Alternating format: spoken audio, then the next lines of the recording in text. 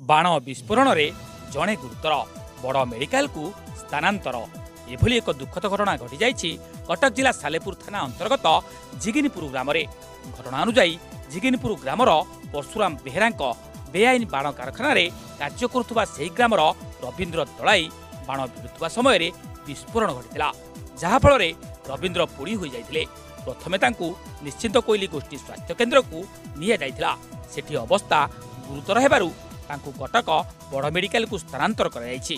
घटनास्थल में ग्रामांचल एसपी और सालेपुर थाना पुलिस पहुंची बेआईन बाण तैयारी पई थिबा 3 बस्ता सामग्री जबत करी तदंत चलाइछि। दोषी विरुद्ध में कार्यानुष्ठान ग्रहण कराजिबो बोली कटक जिला रूराल एसपी प्रकाश करिसेंति। Bureau report AMS news. प्राथमिक तदंत जना पड़ुछि जे बिना गुहाल घरे परशुराम बोली गोटे लोक से करुला बोली रवींद्र दलई गोटे लोक को डाकी गाँव से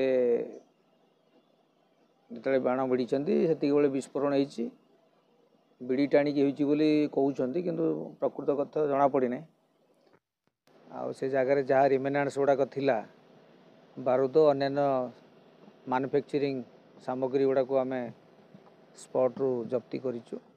ए संलग्न गोटे केस करुचु सालेपुर थाना रे एवं तदंत कला परे जना पड़िबो जो माने इन्वॉल्व अछंती ए केस रे तांको नारे केस हबो से मानर एक्शन हबो।